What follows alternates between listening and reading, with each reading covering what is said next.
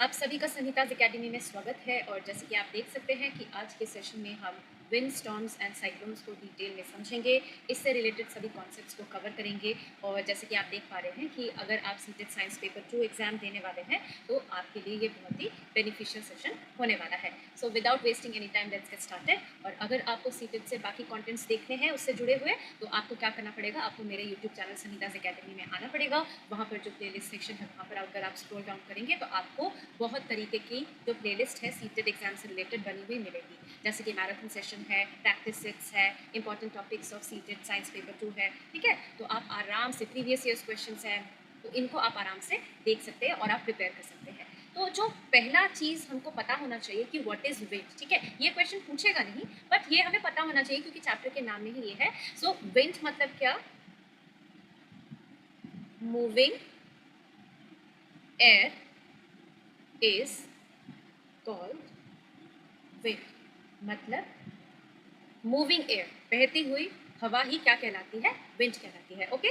सो उसके बाद जो चीज़ हमको यहाँ पर इस चैप्टर में समझाया गया है, यहाँ पर बहुत तरीके की एक्टिविटीज़ के थ्रू हमको तरह तरह के कॉन्सेप्ट समझाए गए हैं। तो अगर आप यहाँ पर देखेंगे तो आपको क्या दिख रहा है, मैंने यहाँ पर लेबल किया हुआ है कि आपको एक कैन दिया गया है, मेटालिक कैन दिया गया है और वो आधा पानी से भरा हुआ है, हाफ फिल्ड कैन आपको दिया गया है। और आप क्या कर रहे हैं, अभी उसका ढक्कन लगाए बिना आप उसमें जो पानी है उसको गर्म कर रहे हैं। तो देख पा रहे हैं ना कि यहाँ पर एक बुनसेन बर्नर जो है वो जलाई गई है। तो उसकी हीट से क्या हो रहा है कि इस कैन में जो पानी है आधा भरा हुआ वो गर्म हो रहा है। तो अगर हम हीट देंगे तो क्या होगा कि इसके अंदर का जो पानी है वो हीट को एब्जॉर्ब करेगा, ठीक है। और क्या हो जाएगा, वो वाटर वेपर में या स्टीम में बदल जाएगा, ठीक है। तो क्या हो रहा है कि जैसे ही पानी उबलने लगेगा तो आप क्या करेंगे, बड़ी ही ध्यान से जो इसका ढक्कन है उसको आप लगा देंगे। लगाने के बाद आप क्या करेंगे, इस मेटालिक कैन को आप एक सेपरेट जगह पर लेके आएंगे और फिर उसके ऊपर आप क्या डाल रहे हैं, ठंडा पानी डाल रहे हैं।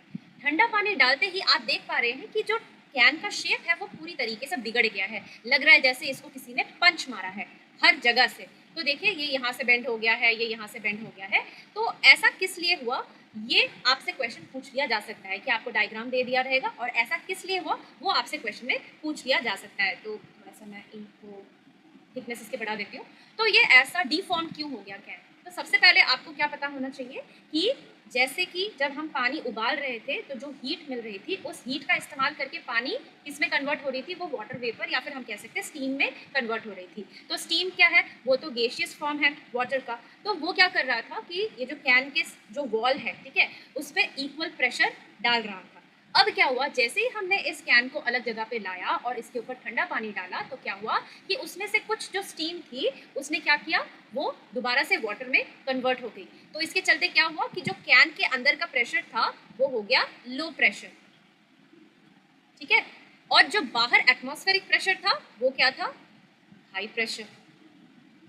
सो इसी डिफरेंस ऑफ प्रेशर के चलते क्या हुआ, क्योंकि बाहर हाई प्रेशर है तो उसके दबाव से ये जो कैन है इसका शेप पूरा बिगड़ गया। तो फिर से एक बार बता देती हूँ कि जो भाप यहाँ पर बनी थी, हमने ढक्कन लगा दिया था, जैसे ही भाप बनने लगी थी हमने ढक्कन लगा दिया था। तो जब वो स्टीम के फॉर्म में थी तो तब क्या था, उस वक्त हमारा बाहर का जो प्रेशर है और कैन के अंदर का जो प्रेशर है वो बैलेंस था, इसलिए इसके शेप में कुछ परिवर्तन नहीं आया। जैसे ही हमने इस कैन के ऊपर ठंडा पानी दिया तो क्या हुआ, कुछ स्टीम जो है वो दोबारा से वाटर में कन्वर्ट हो गई। तो इसके चलते क्या हुआ कि अंदर का जो प्रेशर है वो बाहर के प्रेशर के कंपैरिजन में कम हो गया, जिस वजह से ये जो कैन है इसका जो शेप है ऐसा बदल गया। तो यहाँ से हमको जो एयर प्रेशर है उसके बारे में पता चला और क्यों ऐसा हुआ उसके बारे में पता चला। अब जो दूसरी एक्टिविटी है, यहाँ पर हम देख रहे हैं कि एक जो बच्चा है उसने क्या किया है कि एक धागे के साथ उसने दो बलून को झुलाया है। और वो क्या कर रहा है कि ये जो बलून ए और बलून बी है इसके बीचों बीच वो तेज फूंक मार रहा है, ठीक है। फूंक मारने से यूजुअली अगर आप इमेजिन करेंगे इस सिनेरियो को तो क्या होगा कि आपको लगेगा कि हम फूंक मारेंगे तो दोनों बलून जो है वो दूर जानी चाहिए। बट ये बच्चा जो फूंक मार रहा है ये बलून एक दूसरे के करीब क्यों आ रही है, ये आपको यहाँ पर समझना है। तो देखिए जब हम फूंक मारते हैं तो क्या हो रहा है कि ये जो दोनों बलून के बीच की जगह है यहाँ से हाई स्पीड विंड जा रही है। हाई स्पीड विंड जाने से क्या होता है, ये जो है ना, ये दो बलून के बीच में क्या क्रिएट होता है, एक लो प्रेशर रीजन क्रिएट होता है। लो प्रेशर रीजन क्रिएट होता है और बाहर का जो प्रेशर है वो कैसा है, वो है हाई प्रेशर। यहाँ पे भी क्या है, हाई प्रेशर, राइट। जिस वजह से क्या होता है कि ये हाई प्रेशर के चलते ये यहाँ से धक्का मारते हैं, तो जो दोनों बलून है वो एक दूसरे के करीब आते हैं। तो सबसे पहले मैं ये एक्टिविटी मैंने समझा दी। इसी से रिलेटेड एक और एक्टिविटी है। यहाँ पर आपसे कहा गया है कि आप एक बॉटल लीजिए, ठीक है, और उस बॉटल के माउथ के यहाँ पर आप एक क्रम्पल्ड पेपर रखिए, ठीक है। तो मतलब पेपर को तोड़ मड़ोड़ के उसका एक बॉल बनाकर बॉटल के माउथ से जो बॉल का आकार है वो छोटा होना चाहिए, ऐसे बॉल को आप यहाँ पर रखिए और फिर आप इस पे तेज फूंक मारिए, ठीक है। तेज फूंक मारने से आपको लगेगा कि ये जो बॉल है ये बॉटल के अंदर चली जानी चाहिए, बट ऐसा होता नहीं है। क्या होगा कि ये जो बॉल ऑफ पेपर है ये बाहर निकल कर गिर जाएगा। तो ऐसा क्यों हो रहा है?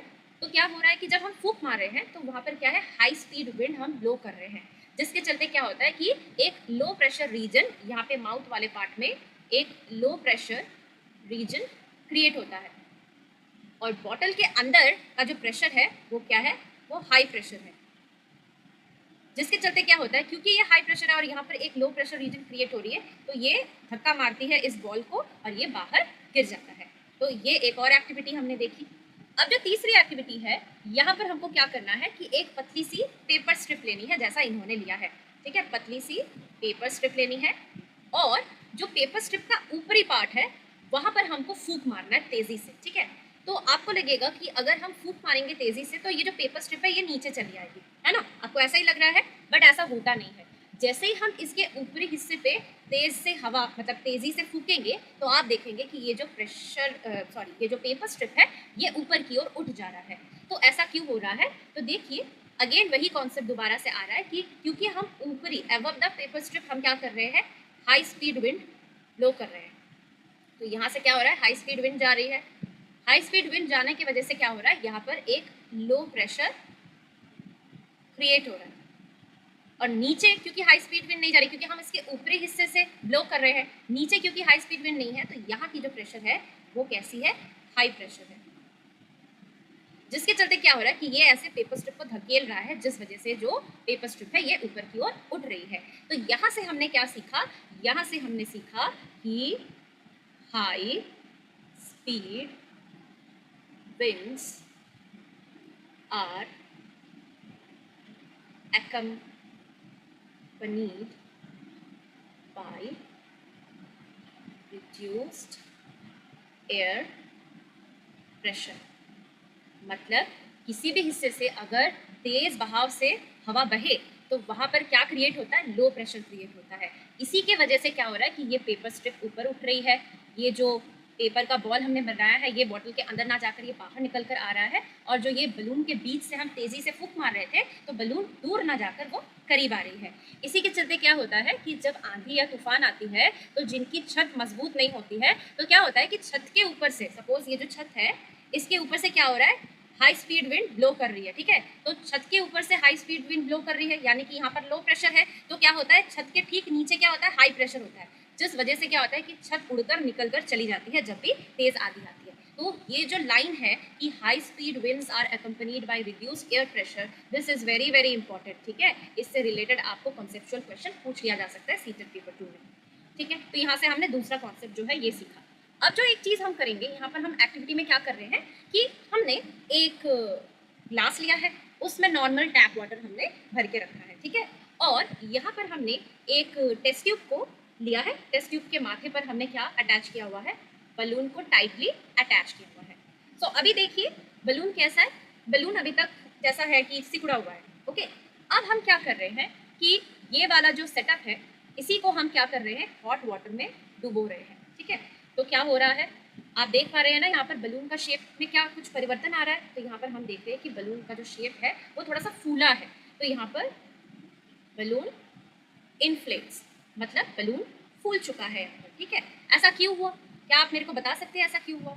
अब फिर क्या हो रहा है कि जब हम इसको आइस कोल्ड वाटर में रख रहे हैं, इसी सेटअप को आइस कोल्ड वाटर में रख रहे हैं, तो जो बलून है वो डिफ्लेट हो रहा है, ठीक है। तो क्या मुझे आप इसका कारण बता सकते हैं कि ऐसा क्यों हो रहा है?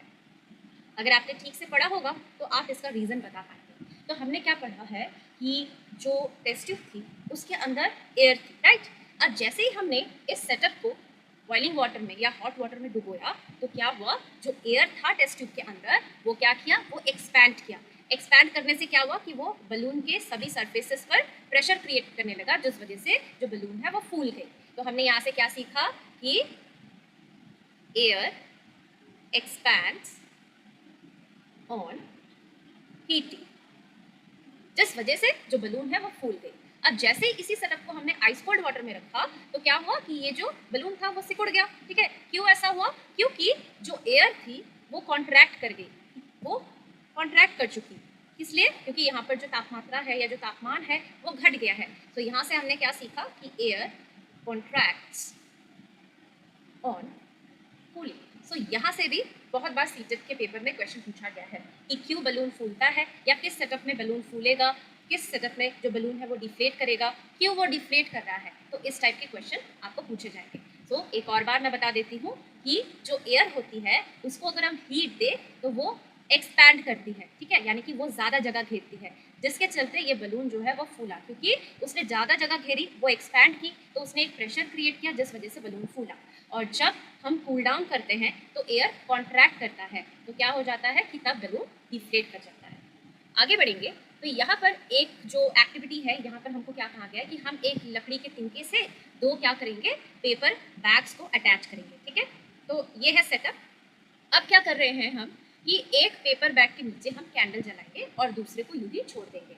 तो जिस पेपर बैग के नीचे हमने कैंडल जलाई है, सपोज उसका नाम हमने ए रखा है और इसको बी रखा है, तो जिस पेपर बैग के नीचे हमने कैंडल जलाई है वो ऊपर उठ जाती है और जो बी है वो नीचे आ जाती है। तो ऐसा क्यों है? तो देखिए यहाँ पर मैंने क्या लिखा है कि कैंडल के जलाने से क्या हुआ कि इस पेपर बैग के नीचे जो हवा थी, ठीक है, जो एयर थी, वो गर्म हुई क्योंकि उससे हीट मिली इसको। और हमने क्या पढ़ा है कि जब एयर को हीट मिलती है तो वो एक्सपैंड करता है। एक्सपैंड करने से क्या होता है कि वो ज़्यादा जगह घेरता है, यानी कि वो हल्की हो जाती है, और जो गर्म हवा है हल्की होने से ऊपर उठती है। तो यहाँ की जो हवा यूं ऊपर उठी तो इसने इस पेपर बैग को भी अपने साथ धकेल दिया, जिस वजह से पेपर ए बैग जो है वो ऊपर चला गया और पेपर बी बैग जो है वो नीचे आ गया। ठीक है, क्योंकि बैलेंस बिगड़ गया, तो एक ऊपर जाएगा तो दूसरे को तो नीचे आना ही है। तो यहाँ से हमने क्या सीखा कि जो गर्म हवा होती है, क्योंकि वो गर्म है, मतलब उसको गर्म दिया गया है, मतलब उसको हीट दिया गया है, जिसके चलते क्या हो रहा है कि वार्म एयर क्या करता है, वार्म एयर एक्सपैंड्स। ठीक है, और इसके चलते क्या होता है, बिकम्स लाइटर, हल्की बन जाती है। हल्की होने से मतलब क्या, ये फिर ऊपर की ओर उठने लगती है। तो ये भी हमने एक नया कॉन्सेप्ट यहाँ से सीखा। अब अगर हम आगे बढ़ेंगे तो देखिए यहाँ पर हमको अर्थ के कुछ रीजन दिखाए गए थे और जो मतलब लैटिट्यूड्स है वो दिखाया गया था, और कैसे जो विंड का फ्लो है उसका पैटर्न हमको यहाँ पर रेड एरो से दिखाया गया था। तो यहाँ पर ना हम बारी बारी से चीज़ों को समझने की कोशिश करेंगे। सबसे पहले तो हम देखेंगे जो 0 डिग्री लैटिट्यूड है, ये कौन सी जगह है, ये आपको पता होना चाहिए। ये कहलाती है इक्वेटर, राइट। अब देखिए इक्वेटर जो रीजन है, यहाँ पर सनलाइट डायरेक्ट पड़ती है। सनलाइट डायरेक्ट पड़ने से क्या होता है, इस इक्वेटोरियल रीजन में जितने भी जगह है वहाँ की जो लैंड है वो गर्म होती है। अब लैंड के गर्म होने से क्या हो रहा है कि लैंड के कांटेक्ट में आई हुई हवा वो भी गर्म होती है, और हमने क्या पढ़ा है कि हवा गर्म होने से वो हल्की हो जाती है। तो क्या होता है कि ये जो 0 डिग्री लैटिट्यूड है, यहाँ से वार्म एयर ऊपर उठती है, और अगर आपने कॉन्वेक्शन पढ़ा है तो आपको पता ही है कि अब ये गर्म हवा ऊपर तो उठी तो यहाँ पर एक खाली जगह क्रिएट हुई। तो इस खाली जगह को, इस एम्प्टी स्पेस को कौन भरता है, साइड से आती हुई ठंडी हवाएं। तो ठंडी हवा, तो कोल्ड रीजन कौन सा है, ये जो 0 डिग्री टू 30 डिग्री लैटिट्यूड के बीच में जो जगह है वो इक्वेटोरियल रीजन से कंपैरेटिवली ठंडी होती है। तो क्या होता है कि ठंडी जगहों से जो कूल एयर है वो इस एम्प्टी स्पेस को भरने के लिए इधर मूव करती है। और एक चीज़ आपको याद रखना है कि ये जो वार्म एयर ऊपर उठ गई, यहाँ पर जो एम्प्टी स्पेस क्रिएट हुई, तो उसने एक लो प्रेशर रीजन क्रिएट किया। यहाँ पर एल का मतलब है लो प्रेशर रीजन। ठीक है, लो प्रेशर रीजन क्रिएट हुआ, और यहाँ पर जो 30 डिग्री लैटिट्यूड में यहाँ पर हाई प्रेशर है, क्योंकि ये वाली जो जगह है यहाँ पर ये कंपैरेटिवली कोल्ड है एज कम्पेयर टू इक्वेटर। सो यहाँ की हवाएं क्या करती है, ये हवा यहाँ पर ऑक्यूपाई करने के लिए जल्दी जल्दी भाग कर आती है। ठीक है, तो हमने क्या पढ़ा है, warm air rises, cool air descends down. Okay, ये समझ में आ गया आपको 0 डिग्री और 30 डिग्री का जो केस है। अब हम बढ़ेंगे कहाँ पे, हम बढ़ेंगे 60 डिग्री लैटिट्यूड की ओर और पोल रीजन की ओर। पोल रीजन यहाँ पे है। ठीक है, तो 60 डिग्री लैटिट्यूड फिर गर्म है as compare to polar region, मतलब पोल वाला जो हिस्सा है यहाँ का जो तापमान है ये ठंडा है as compare to 60 degree latitude. तो अब क्या होगा कि 60 डिग्री लैटिट्यूड में जो लैंड है वो गर्म है, गर्म होने से क्या होगा कि उसके कांटेक्ट में आई हुई हवा भी गर्म होगी, गर्म हवा हल्की होगी तो वो यूं ऊपर उठेगी, ठीक है, ऊपर उठेगी। अब यहाँ पर एक एम्प्टी स्पेस क्रिएट होगा, तो इस एम्प्टी स्पेस के क्रिएट होने से क्या हो रहा है, यहाँ पर एक लो प्रेशर रीजन क्रिएट हो रहा है। अब इस एम्प्टी स्पेस को भरने के लिए ठंडी हवा कहाँ से कहाँ मूव करेगी, पोलर रीजन से 60 डिग्री लैटिट्यूड की ओर मूव करेगी और यहाँ से भी, ठीक है। तो इस तरीके से क्या हो रहा है कि जो विंड का फ्लो है और उसका जो पैटर्न है वो ऐसा बनता है। अब एक और चीज अगर आप नोटिस करेंगे तो आपने देखा है कि जो विंड का फ्लो है, ठीक है, वो ऐसा ऑब्लिक है, डायरेक्ट नॉर्थ साउथ डायरेक्शन में नहीं है। क्यों नहीं है ऐसा? ऐसा इसलिए नहीं है क्योंकि अर्थ क्या करता है, अपने एक्सिस पर रोटेट करता है, तो उसकी इसी रोटेशन के वजह से जो विंड का पैटर्न है वो ऐसा डायरेक्ट या एग्जैक्ट नॉर्थ साउथ डायरेक्शन में ना होकर ऐसा ऑब्लिक है। तो देखिए मैंने ये अपर हाफ का तो आपको समझा दिया, ऐसा ही लोअर हाफ में भी है कि ये इक्वेटोरियल रीजन है, इक्वेटोरियल रीजन में लैंड गर्म है, गर्म होने से क्या हो रहा है कि जो हवा है वो क्या हो रही है, वो भी गर्म हो रही है, गर्म होने से क्या होता है वो हल्की हो जाती है, तो ये यहाँ पर मूव करती है। और यहाँ पे जो 30 डिग्री 0 to 30 डिग्री रीजन में जो कोल्ड एयर है वो फिर इस एम्प्टी स्पेस को ऑक्यूपाई करने के लिए यहाँ पे बढ़ती है। और वैसे ही यहाँ पर साउथ पोल है, तो साउथ पोल जो है वो कंपैरेटिवली ठंडी है, और किसके कंपैरेटिवली ठंडी है, 60 डिग्री लैटिट्यूड के कंपैरिजन में वो ठंडी है। तो 60 डिग्री लैटिट्यूड क्योंकि गर्म है तो वहाँ पे जो वार्म एयर है ये ऊपर की ओर आगे बढ़ता है, तो यहाँ पे एम्प्टी स्पेस क्रिएट होती है, तो पोलर रीजन से जो कोल्ड एयर है वो 60 डिग्री लैटिट्यूड की ओर बढ़ती है। तो यहाँ पर HL जो मैंने यहाँ पर आपको दर्शाया है, H का मतलब है हाई प्रेशर जोन और L का मतलब है लो प्रेशर जोन। तो आप एक काम कर सकते हैं कि आप इसका स्क्रीनशॉट ले लीजिए। आपको ध्यान में क्या रखना है कि कहाँ पे हाई प्रेशर जोन है, कहाँ पे लो प्रेशर जोन है, और अगर आपने ठीक से इस चीज़ को समझ लिया है तो फिर आपको फिर ये लिखने की जरूरत नहीं पड़ेगी, क्योंकि शुरुआत कहाँ से हो रही है, इक्वेटर से। यहाँ से अगर आप कॉन्सेप्ट जो मैंने आपको बताया उसको लेकर चलेंगे तो आप खुद ही ये कहाँ पे हाई प्रेशर होगा, कहाँ पे लो प्रेशर होगा, कहाँ पर विंड का फ्लो कैसा होगा, ये आप आसानी से बता पाएंगे। वैसे आप अपने सुविधा के लिए क्या कर सकते हैं, इसका एक स्क्रीनशॉट ले सकते हैं। सो इस पिक्चर में क्या दिखाया गया है, the wind flow pattern because of uneven heating on the earth. So आप देख ही पा रहे हैं कि अर्थ के अलग अलग हिस्सों में जो हीटिंग हो रही है वो अलग अलग हो रही है, जिस वजह से क्या हो रहा है, ऐसा विंड पैटर्न क्रिएट हो रहा है। और एक चीज जो हमने यहाँ से सीखनी है वो क्या है, आपने क्या देखा, air moves from high air pressure region to low air pressure region. So low air pressure region की ओर हवा का बहाव होता है, कहाँ से आता है वो, हाई प्रेशर रीजन से, हाई एयर प्रेशर रीजन से एयर मूव करके लो एयर प्रेशर रीजन की ओर बढ़ती है। अब एक और चीज हम देखेंगे, तो यहाँ पर हम 2 महीने देखेंगे। 2 महीने क्या है, एक तो है जुलाई और दूसरा है जनवरी, ठीक है। अब यहाँ पर देखिए पहले डिस्क्रिप्शन क्या दिया गया है, uneven heating of land, especially the Rajasthan desert, generates monsoon winds from southwest direction in summer.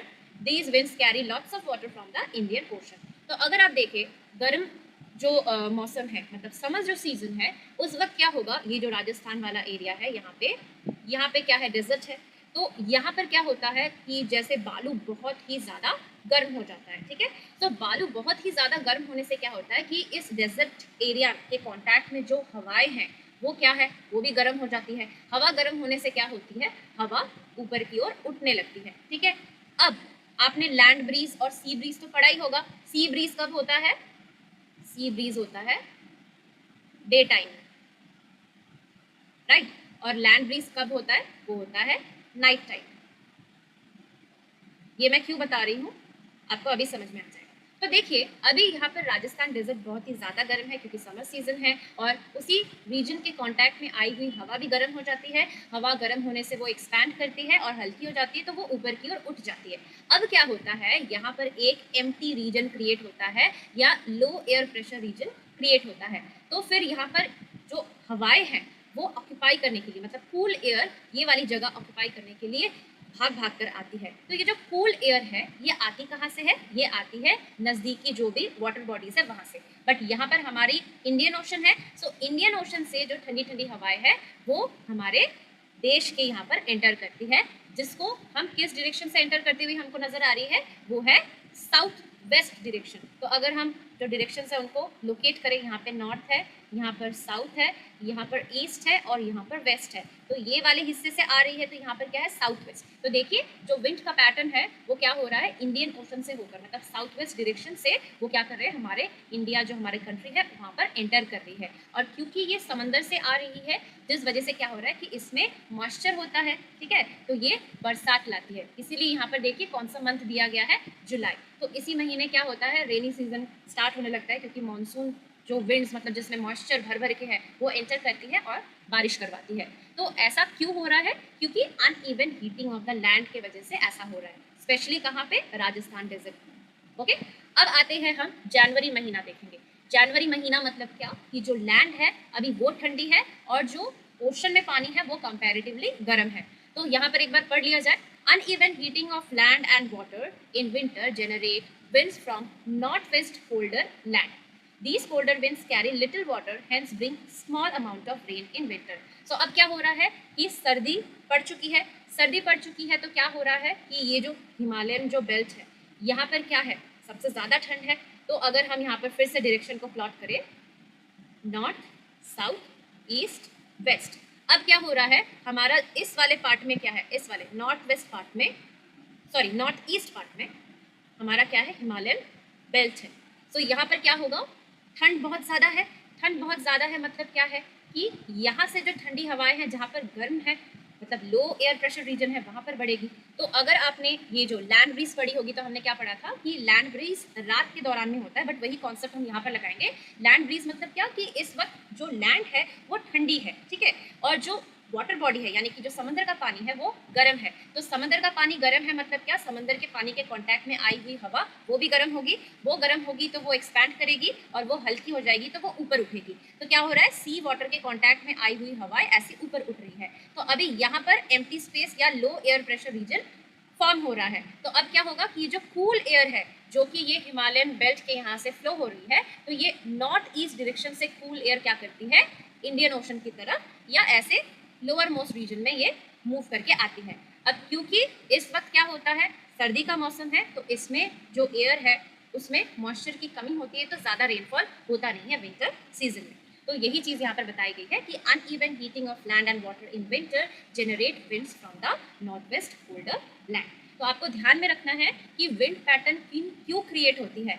एक तो क्रिएट होती है अनइवन हीटिंग ऑफ लैंड, ठीक है, उस वजह से, और दूसरा है uneven heating of land and ocean. इन दोनों कारणों की वजह से क्या होता है कि जो विंड्स है वो जनरेट होती है। तो ये चीज़ मैंने आपको दिखा दी, आप एक बार छोटा करके भी दे रही हूँ, आप देख लीजिए। तो ये है जुलाई का महीना और ये है जनवरी का महीना। ओके, आगे बढ़ेंगे। तो यहाँ पर हम जो स्ट्रक्चर ऑफ अ साइक्लोन को समझने से पहले दो चीज़ हम यहाँ पर समझने की कोशिश करेंगे। सबसे पहले हम समझेंगे व्हाट इज थंडरस्टॉर्म, ठीक है। अब थंडरस्टॉर्म को समझने से पहले हम थोड़ा सा जो वाटर साइकिल है उसको थोड़ा सा रिवाइज करेंगे। बहुत छोटे से पढ़ते आ रहे हैं, आप सभी को पता है। तो जो सूरज के प्रेजेंस में क्या होता है, जितने भी वाटर बॉडीज होती है, चाहे वो पॉन्ड हो, रिवर हो, लेक्स हो, उसका पानी क्या होता है, उसका पानी गर्म होता है। गर्म होने से क्या होता है, वो वाटर से वाटर वेपर में बदल जाता है। तो जो वाटर वेपर है वो क्या है, गर्म है, तो वो आजू बाजू का जो हवा है उसको भी गर्म करता है, और वाटर वेपर क्योंकि गैसियस स्टेट है वो खुद भी हल्की होती है तो वो ऊपर उठने लगती है, ठीक है। अब ये ऊपर जा जाके क्या होता है, जितना हम ऊपर जाते हैं उतना ही जो तापमान है वो घटने लगता है। अब ऊपर जाने से क्या होता है, यही वाटर वेपर कूल डाउन होके क्या करता है, छोटे छोटे टाइनी वाटर ड्रॉपलेट्स में कन्वर्ट होने लगता है, और यही वाटर ड्रॉपलेट्स जुड़ के एक क्लाउड बनाती है। तो यहाँ पर क्या हो रहा है, यहाँ पर दो प्रोसेसेस का नाम आपको याद होगा कि जब सूरज की हीट के वजह से जो वाटर बॉडीज में पानी है वो वाटर वेपर में बदलती है, तो तब क्या हो रहा है, हीट ऐड हो रही है, और वाटर से वाटर वेपर में कन्वर्शन होने को हम क्या कहते हैं, इवेपोरेशन कहते हैं, जहाँ पर हीट ऐड की जा रही है, मतलब हीटिंग की वजह से वाटर वेपर में बदल रहा है। और दूसरा चीज़ क्या होता है कि जब वाटर में दोबारा कन्वर्ट होता है तब क्या होता है, कूल डाउन होता है, यानी कि हीट वो रिलीज करता है, तो उस प्रोसेस का नाम क्या है, कॉन्डेंसेशन। तो क्लाउड फॉर्मेशन में क्या हो रहा है, कॉन्डेंसेशन प्रोसेस हो रहा है, और यहाँ पर ये जो वाटर बॉडीज की जो पानी है वो वाटर वेपर में बदल रही है, यहाँ पर क्या हो रहा है, यहाँ पर हो रहा है इवेपोरेशन, ठीक है। अब क्लाउड्स तो बने, अब जब बहुत ज़्यादा अमाउंट ऑफ वाटर एक्यूमुलेट होने लगता है क्लाउड्स में, तो क्लाउड्स क्या करती है, उसको और पकड़ कर रख नहीं पाती, तब वो बारिश के फॉर्म में दोबारा धरती पर लौट आती है। अब बिजली कब कड़कती है, थंडरस्टॉर्म कब होता है, मतलब आंधी भी हो रही है और बिजली भी कड़क रही है, कब होता है? तो देखिए ये जो बारिश गिर रही है और ये जो गर्म हवा ऊपर उड़ रही है, ये कंटिन्यूअसली होता जा रहा है। तो इन दोनों के फ्रिक्शन से आप कह सकते हैं, या जब बारिश का पानी और ये ऊपर उठती हुई गर्म हवाएं एक दूसरे के कांटेक्ट में आती है, तब ये थंडरस्टॉर्म बनती है। तो आपको ये पता होना चाहिए कि कब ये थंडरस्टॉर्म होगी। तो मैंने बता दी कि बारिश का पानी नीचे गिर रहा है और यहाँ पर ऊपर गर्म हवाएं ऊपर की ओर उड़ रही है, तो इस फ्रिक्शन के चलते क्या होता है, थंडरस्टॉर्म क्रिएट होती है। उसके बाद एक और चीज जो मैं आपको बताने वाली हूँ कि साइक्लोन्स कैसे फॉर्म होते हैं, तो उसके लिए भी वही अभी जो हमने वाटर साइकिल में जो जो भी पढ़े उसी को हम ब्रशअप करेंगे। तो देखिए यहाँ पर आपको एक बादल दिख रहा है, ठीक है। सो बादल कैसे बनते हैं, बादल बनते हैं जब वाटर वेपर ऊंचाई पर पहुंचते हैं, जहाँ पर जो तापमान होता है वो घट जाने से क्या होता है कि वाटर वेपर दोबारा से वाटर में कन्वर्ट हो जाता है, यानी कि टाइनी ड्रॉपलेट्स ऑफ वाटर में कन्वर्ट हो जाते हैं, और यही टाइनी टाइनी वाटर ड्रॉपलेट्स जुड़कर एक क्लाउड बनाता है। अब ये जो वाटर वेपर दोबारा से वाटर में कन्वर्ट हुआ, तो इसने क्या की, इसने हीट रिलीज की, और यही हीट आसपास की जो हवाएं है उसको गर्म कर देती है। अब हवा गर्म होने से क्या होता है कि हमने क्या पढ़ा है कि वो एक्सपैंड करेगी, वो हल्की हो जाएगी, तो वो हवाएं ऊपर उठती है। हवा ऊपर उठने से क्या होता है, यहाँ पर एक लो एयर प्रेशर जोन क्रिएट होता है। तो ये जो खाली जगह है इसको भरने के लिए जो ठंडी हवाएं है बहुत तेजी से अंदर की ओर एंटर करती है। तो यहाँ पर क्या होता है, ये जो कूल एयर रशेस इन, तो ये फिर क्या करता है, एक साइक्लोन का आकार ले लेता है। यही प्रोसेस कंटिन्यूअसली होते रहता है, यानी कि वाटर वेपर ऊपर उठे, तापमान घटने के कारण वाटर में कन्वर्ट हुए, तब उन्होंने हीट रिलीज की। हीट रिलीज करने से क्या हुआ, वो हीट आजू बाजू की एयर ने रिसीव की, वो गर्म हुए, वो एक्सपैंड किए, हल्के बने, ऊपर उठ गए, लो एयर प्रेशर जोन क्रिएट हुआ, और ठंडी हवाएं उसको ऑक्यूपाई करने के लिए भाग भाग कर ऐसे एंटर कर लिए। तो ये धीरे धीरे साइक्लोन का आकार ले लेती है। अब साइक्लोन के बारे में हम कुछ चीजें यहाँ पर पढ़ेंगे कि जो साइक्लोन का स्ट्रक्चर होता है वो क्या होता है। The centre of a cyclone is a काम एरिया। तो अगर आप साइक्लोन को देखेंगे तो साइक्लोन कैसा नजर आएगा आपको, बीच में लो प्रेशर जोन है, ठीक है, और यहाँ से हाई स्पीड विंड इसको अंदर आने की कोशिश कर रही है, कूल एयर अंदर आने की कोशिश कर रही है। तो जो साइक्लोन है वो क्या है, वो एक लो प्रेशर सिस्टम है जिसके आजू बाजू कौन घूम रहा है, हाई स्पीड विंड घूम रहा है। तो ये जो बीच का हिस्सा है ये बहुत ही काम होता है। It is called the I of the storm, तो इसी को आई कहा जाता है, ठीक है। A large cyclone is violently rotating mass of air in the atmosphere. तो एक जो बड़ा साइक्लोन होता है वो हमको कैसा नजर आता है, हवा चक्कर खाता हुआ नजर आता है।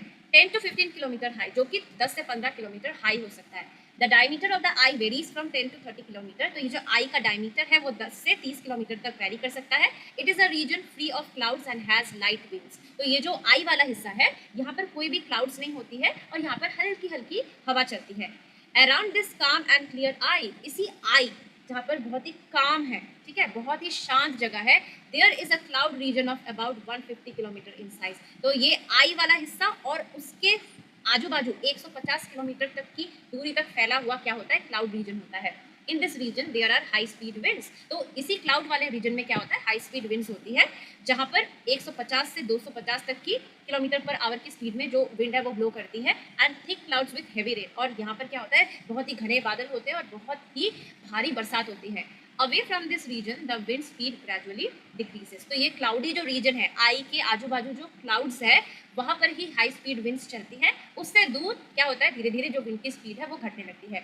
The formation of a cyclone is a very complex process. तो ये जो साइक्लोन बनती है ये खुद ही एक कॉम्प्लेक्स प्रोसेस है।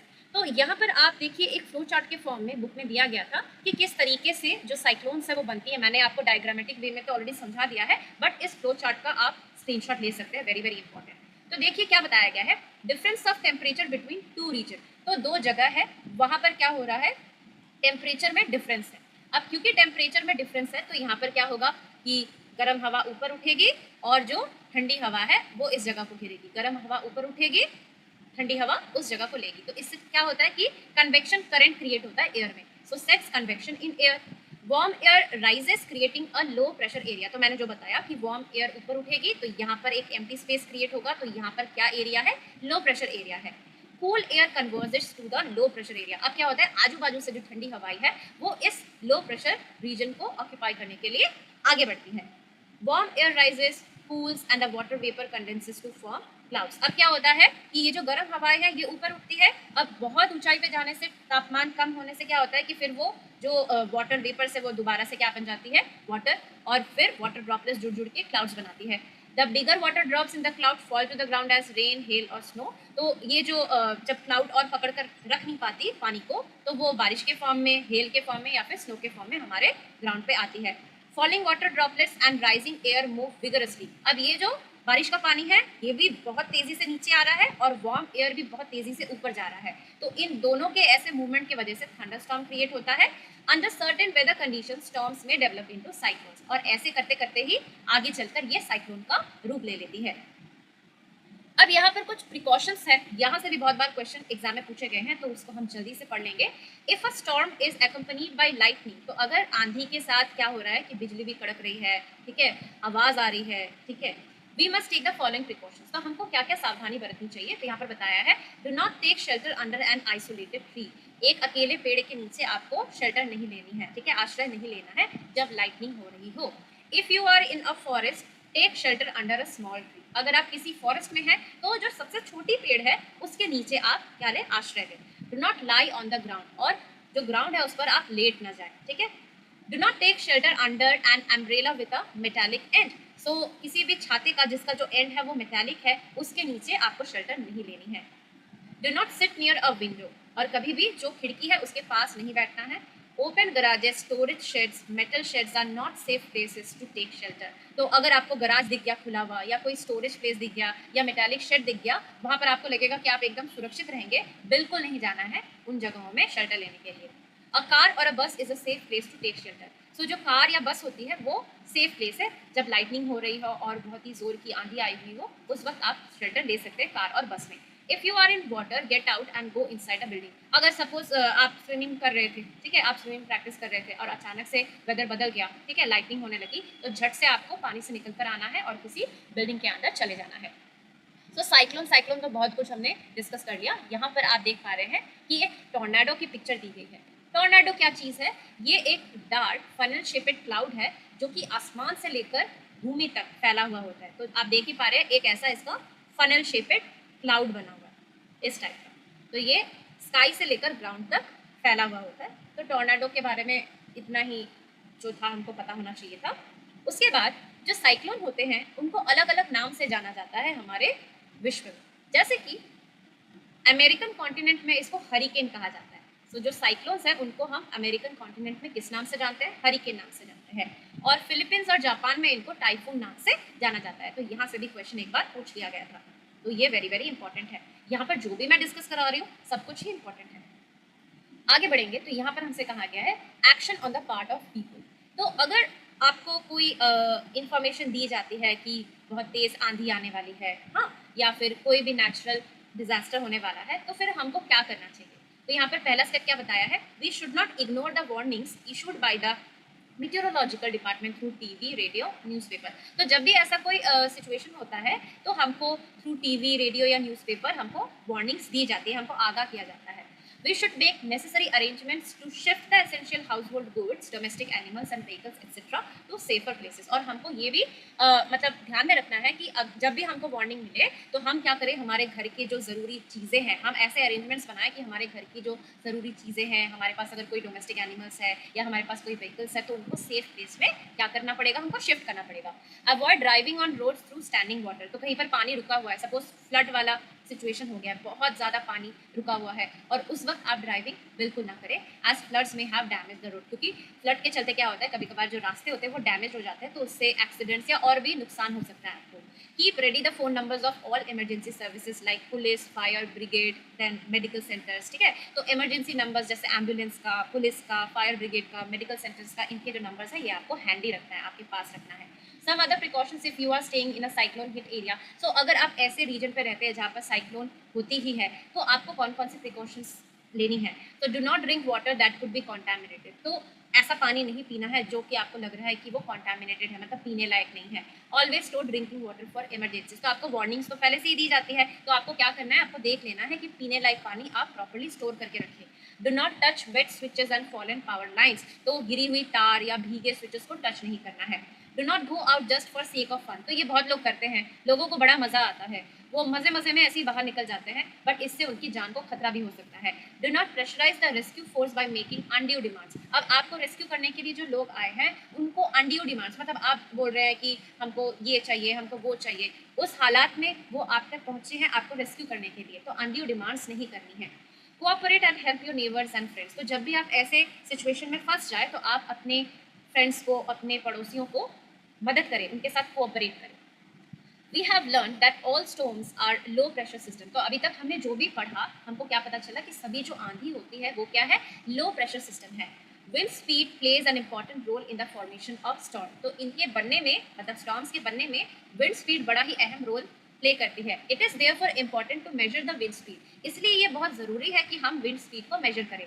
The instrument that measures the wind speed is called an anemometer. Very very important. Wind speed को जो इंस्ट्रूमेंट मेजर करता है वो है एनीमोमीटर। तो ये एनीमोमीटर हमको आसानी से बता सकता है कि विंड स्पीड क्या है, और जो मीटेरोलॉजिकल डिपार्टमेंट के लोग होते हैं उनको अंदाज़ा मिल जाता है कि विंड स्पीड में अगर कुछ गड़बड़ी है या कुछ चेंजेस है तो वो बता सकते हैं कि क्या आंधी आने वाली है, और फिर वार्निंग्स भी वो देना स्टार्ट कर देते हैं। अब कुछ इफेक्टिव सेफ्टी मेजर्स है, जब हमको साइक्लोन के बारे में कुछ वार्निंग दी जाए या साइक्लोन के लिए हम कैसे प्रिपेयर्ड रहे, क्योंकि ये तो एक नेचुरल चीज़ है, इसको तो होना ही है, तो हम बेटर प्रिपरेशन कर सकते हैं ताकि हमारी जान को, हमारे जो इंपॉर्टेंट चीज़ है उनको नुकसान ना पहुंचे। तो पहली चीज़ क्या बताई गई कि a cyclone forecast and warning service. तो सबसे पहले तो जो हमारे सैटेलाइट्स एंड रेडार्स हैं उनकी मदद से हमको पता चल जाता है कि कहाँ पे साइक्लोन फॉर्म हो रहा है, उसका कितना, मतलब विंड स्पीड क्या है, कितना वो डिस्ट्रक्टिव है। तो जो वेदर फोरकास्ट है, तो वैसे ही साइक्लोन फोरकास्ट हमको टाइम टू टाइम देनी चाहिए, और वार्निंग सर्विसेज की अच्छी व्यवस्था होनी चाहिए।